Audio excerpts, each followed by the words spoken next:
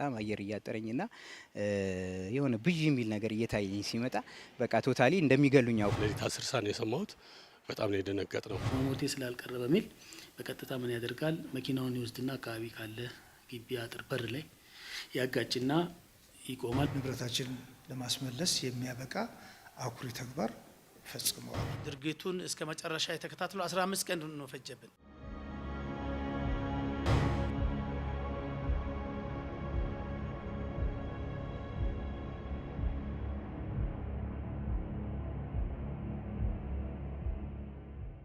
በከተማችን አዲስ አበባ በተለያየ አጋጣሚ ከምንሰማቸው ወንጀሎች መካከል የተሽከርካሪ ስርቆት ወንጀል ተጠቃሽ ነው። ከሚፈጸሙት የተሽከርካሪ ስርቆት ወንጀሎች መካከልም የተጣለባቸውን እምነት ወደ ጎን በማለት እንዲያሽከረክሩ የተሰጣቸውን ተሽከርካሪ ይዞ የመሰወር፣ በድርጅት ውስጥ እንዲጠብቁ የተጣለባቸውን ኃላፊነት ወደ ጎን በማለት ከሌሎች ግብረ አበሮቻቸው ጋር ተሽከርካሪን ይዞ የመጥፋት፣ አንዳንዴም የራይድ ተጠቃሚ በመምሰል አሽከርካሪዎችን በመግደል ጭምር ተሽከርካሪ ይዘው የሚጠፉ እንዳሉ ይስተዋላሉ።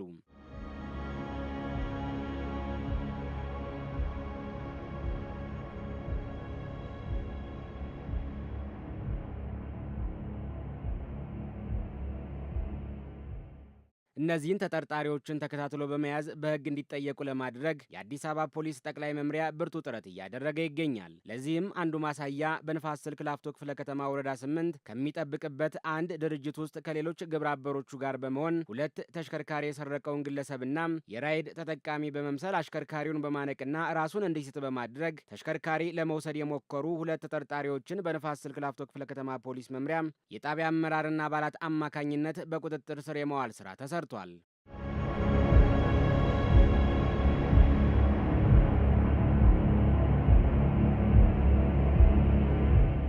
በቀን 4/8/2017 ዓ.ም ከሌሊቱ 3 ሰዓት ገደማ በንፋስ ስልክ ላፍቶ ክፍለ ከተማ ወረዳ 8 ውስጥ የሚገኝ ጋድ ኮንስትራክሽን ኃላፊነቱ የተወሰነ ድርጅት ውስጥ ሲጠብቁ ከነበሩት መካከል አንደኛው የጥበቃ ሰራተኛ ከሌሎች ግብረ አበሮቹ ጋር በመሆን 2ቱን ተሽከርካሪ ይዞ ይጠፋል። በዕለቱ ከግለሰቡ ጋር ተረኛ የነበሩ የጥበቃ ሰራተኞች ተኝተው ስለነበር ከእንቅልፋቸው በተነሱ ሰዓት 2 ተሽከርካሪዎችን በማጣታቸው ለድርጅቱ የሰው ሀብት ኃላፊ ይደውላሉ።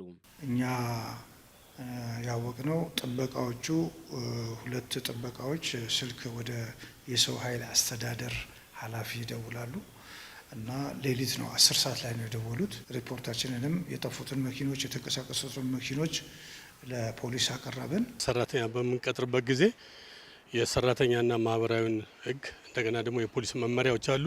ደንቡን ተከትለን ነው እንትን የምንለው። ለምሳሌ አሁን ወንጀሉን የፈጸመው ግለሰብ በእያንዳንዱ ክራይቴሪያ የጥበቃውን ሁኔታ በደንብ ይሰራልናል በሚል ሽፍት መሪ አድርገን ነው እዚህ ያሰራ ነው እና ይህን ጉዳይ ሲፈጠር ሚያዝያ 4 ቀን ነው ለሊት 10 ሰዓት ነው የሰማሁት። በጣም ነው የደነገጥነው። አንደኛ ያሁን የግለሰብ ሀብትና ካምፓኒ መሆኑ አይደለም፣ የሀገር ሀብት ነው የጠፋው። ደግሞ ይህ ካምፓኒ ባይኖር እኛም ስራውን ልንሰራ አንችልም እና በብዙ መንገድ ነው ያየነውና በጣም ነው ያዘንነው። የድርጅቱ የሆነ ንብረት ኮድ 355 363 አዲስ አበባ የሆነ ፎርድ ፒክአፕ መኪና፣ ሁለተኛው ኮድ 3 A06 106 አዲስ አበባ የሆነ ያሬስ መኪና ላይ ነው ወንጀሉ የተፈጸመው።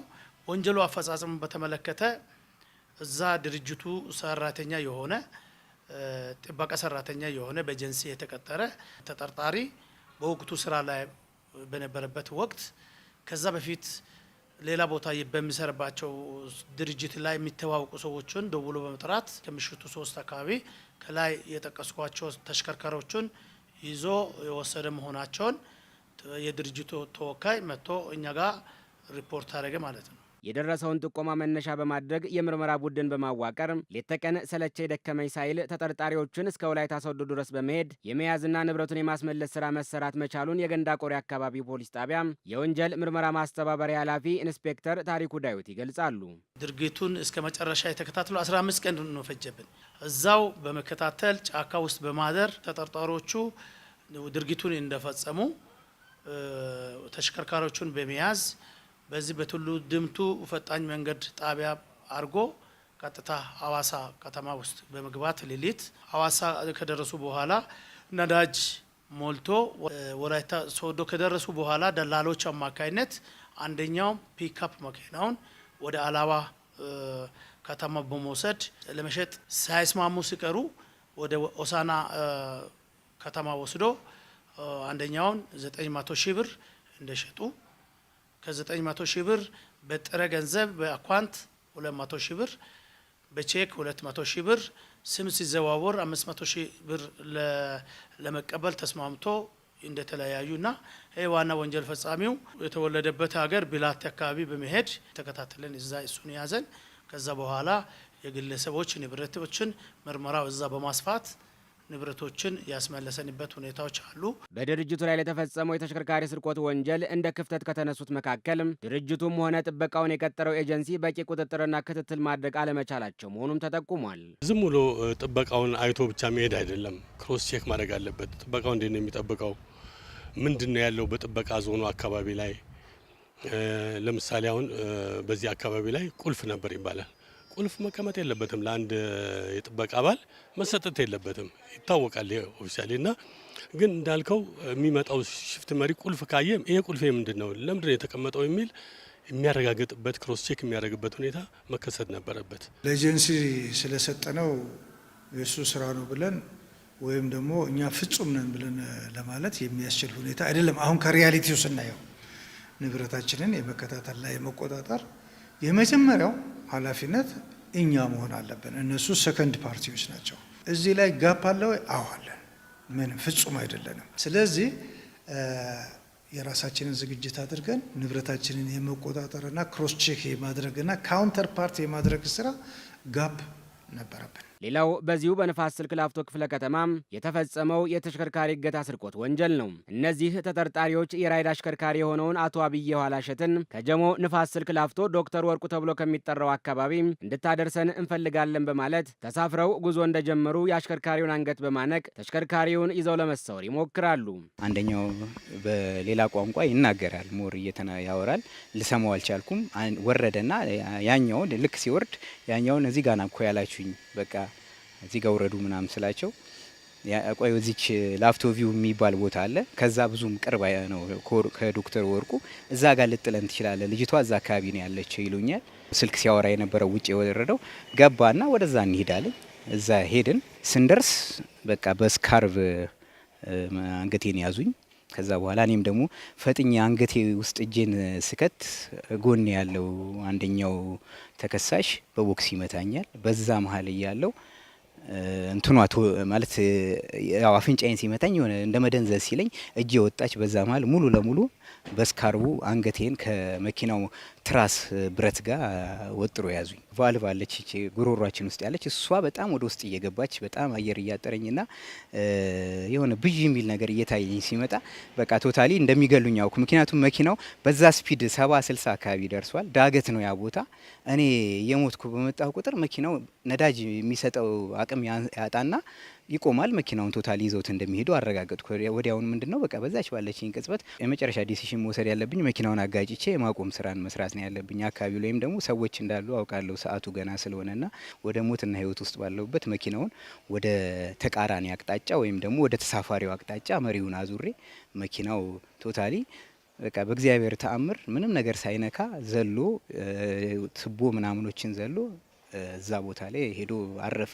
እኔ ከተወሰኑ ደቂቃዎች በኋላ ነው የነቃሁት። በሰዓቱ ተሽከርካሪው ከአካባቢው ከነበረው የአጥር በር ጋር ሲጋጭ ድምፅ የሰሙት በአካባቢው የነበሩ ነዋሪዎችና በዕለቱ ተረኛ የነበሩ የወንጀል መከላከል የፖሊስ አባላት ወደ ቦታው ሲደርሱ ሁለቱ ተጠርጣሪዎች ለማምለጥ ሲሞክሩ በቁጥጥር ስር መዋል መቻላቸውን የላፍቶ አካባቢ ፖሊስ ጣቢያ ወንጀል ምርመራ ማስተባበሪያ ኃላፊ ኢንስፔክተር እሸቱ ቅጣው ገልጸዋል። ተጠርጣሪዎች ሳያመልጡ እጅ ከፍንጅ የተያዙበት ሁኔታ ነው ያለው። እንግዲህ እነሱም ከተያዙ በኋላ ስለ ሁኔታው ምርመራ የጀመርንበት ሁኔታ ነው ያለው። በስፋት ስናጣራ ተጠርጣሪዎች ድርጊት ውስጥ ለመፈጸማቸው ያመኑበት ሁኔታ ነው ያለው። ከዛም ባሻገር ተመሳሳይ ሌላም ድርጊት እንደዚህ በስርቆት ወንጀል ላይ ልምድ ያላቸው መሆኑን መረጃው ደርሶን ሁለተኛ መዝገብ እንደዚሁ ያጣራንበት ሁኔታ አለ ማለት ነው። ሁለተኛው መዝገብ እንደዚሁ በተመሳሳይ በ38ኛው ወር 2017 ንጋቱ 12 ሰዓት አካባቢ ላይ ነው። እዚሁ ንፋስ ስልክ ላፍቶ ክፍለ ከተማ ወረዳ 12 ክልል ላምባዲና ባርና ሬስቶራንት የሚባለው ሆቴል ውስጥ ተጠርጣሪዎች በጥበቃ ኃላፊነት ተቀጥረው በሚሰሩበት ወቅት ያን ምቹ አጋጣሚ ማኔጀሮች እንቅልፋቸውን በተኙበት ንጋት 12 ሰዓት ላይ በቤት ውስጥ የግል ተበዳይ አቶ ጌትነት የሆነውን ንብረት አንደኛ ቶሺባ ላፕቶፕ ወደ 25 ሺህ ብር፣ ሚክሰሪ ሙዚቃ ማጫወቻ ማሽን ግምቱ ወደ 94 ሺህ ብር አጠቃላይ 119 ሺህ ብር የሚገመት ንብረት እንደዚሁ ሰርቀው ተሰውረው የነበረበት ሁኔታ ነው ያለው። ይህንን 2 ምርመራ መዝገብ ይዘን ምርመራ እያጣራን ነው የምንገኘው። እነዚህን 2 የወንጀል ድርጊት የፈጸሙ ተጠርጣሪዎችን ለመያዝ የንፋስ ስልክ ላፍቶ ክፍለ ከተማ ፖሊስ መምሪያም የጣቢያ አመራርና አባላት ያደረጉት ተግባር የሚያኮራ ነው ሲሉ ያነጋገርናቸው የግል ተበዳዮች ተናግረዋል። ንብረቱ ከጠፋ ጀምሮ በተለይ የመጀመሪያውን 2 ቀን ክትትል የሚያደርጉ ወጣት ፖሊሶች ነበሩ። እኔ በሰራዊት ውስጥ ብዙ ዓመት ያሳለፍኩ ነኝ። በጣም ነው የገረመኝ ሳያቸው ዘመናዊ ቴክኖሎጂውን ከመጠቀም አንጻር ለስራው ያላቸው ፍላጎት ምሳቸውን ሳይበሉ በተለይ አዲስ አበባ ውስጥ ነበሩ ተብሎ በሚገመትበት በተጠረጠረበት ጊዜ እዚህ ውስጥ ያደርጉ የነበረውን እስከ ምሽቱ 2 ሰዓት 3 ሰዓት ድረስ ምግብ ሳይቀምሱ ነው ያደረጉት።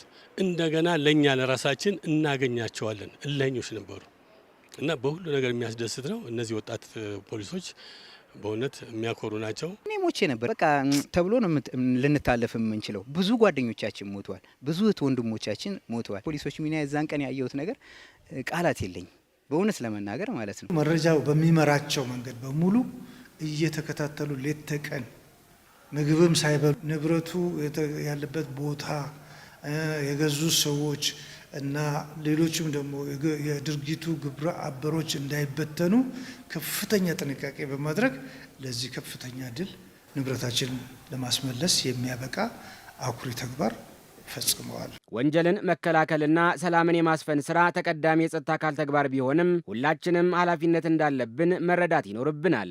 አንዱነን ተባብረን ከጸጥታ አካላት ጋር መስራት፣ መረጃ መስጠት፣ መጠቆምና ተጠርጣሪውንም ሆነ ወንጀለኛውን አሳልፎ መስጠት የግድ ይለናል።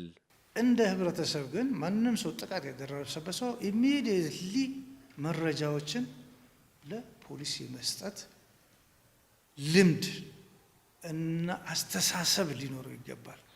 ያ ካልሆነ ተጠቃሚ አይሆንም። ተጠቃሚ የሚሆነው ይሄ ልምድና ይሄ አስተሳሰብ ሲሆን ነው። ፖሊስንም መጠየቅ ይቻላል። እንደ ህብረተሰብ እንደ ዜጋ ፖሊስንም እንደዚህ አይነት ጥቃት ደርሶብኝ ፖሊስ ተከታትሎ ሊፈጽምልኝ አልቻለም ብለ ጥያቄ ለማቅረብ ለሚመለከተው አካል ለሚመለከተው የመንግስትም ስልጣን ለማቅረብ መጀመሪያ አንተ ጥቃት የደረሰብህ ኩባንያም ይሁን ግለሰብ ግዴታን መወጣት አለበት፣ ኃላፊነትን መወጣት። ያ ኃላፊነት ምንድነው? ተቋም አለ፣ ለዛ ተቋም ሪስፖንሲቢሊቲውን ሼር ማድረግ ነው። ተጠርጣሪዎች በብዛት ይህን ድርጊት የሚፈጽሙት ሁኔታዎችን አመቻችተው ነው። የት አካባቢ ብንሄድ እንዴት መፈጸም እንችላለን፣ እንዴት ማምለጥ እንችላለን ተብሎ ነው ድርጊቱ የሚፈጸመውና የሚከፈለውን ገንዘብ ብቻ ታሳቢ ማድረግ ሳይሆን የደህንነታቸውን ጉዳይ ቅድሚያ መስጠት መቻል አለባቸውና ከጊዜ ወደ ጊዜ የወንጀል ሂደቶች የራሳቸውን ይዘታቸውን እየቀየሩ እየረቀቁ የመጡ ከመሆኑ ጋር ተያይዞ አሽከርካሪዎችም የነቃ ተሳትፎ ማድረግ መቻል አለባቸው። የሚሄዱባቸውን አካባቢዎች የፖሊስ መረጃ ሊኖራቸው ይገባል። የት ማመልከት እንዳለባቸው የፖሊስ ስልክ መያዝ መቻል አለባቸው። ከኛ የምናገኛቸውን ነገሮች የፖሊስ ማህበራዊ ሚዲያ አካባቢ ላይ ህዝቡ ተጠቃሚ እንዲሆን በዛ ቃይ መልእክት አስተላልፋል። እኛ እንደ ግሩፕ አለን፣ የሆነ የራሳችን የሆነ ቴሌግራም ግሩፕ አለን። ያ ግሩፕ ምንድነው ስራው ቢባል ማታ ላይ ናይት ላይ ለምሳሌ መንገዶች መዘጋጋትን አይዲያ ሼሮች እንደራረጋለን። ለምሳሌ ዛሬ ላይ አንድ ወንጀለኛ ወይም አንድ የሆነ አንድ ጓደኛችን ላይ የሆነ ነገር ቢፈጽም ቴሌግራም ላይ እናረጋለን፣ የማንቃት ስራ እንሰራለን። ያ ምንድነው ከ4 ከ5 ሮቴሽን በኋላ ያ ነገር አንዱ ላይ እንደሚደርስ እናውቀዋለን።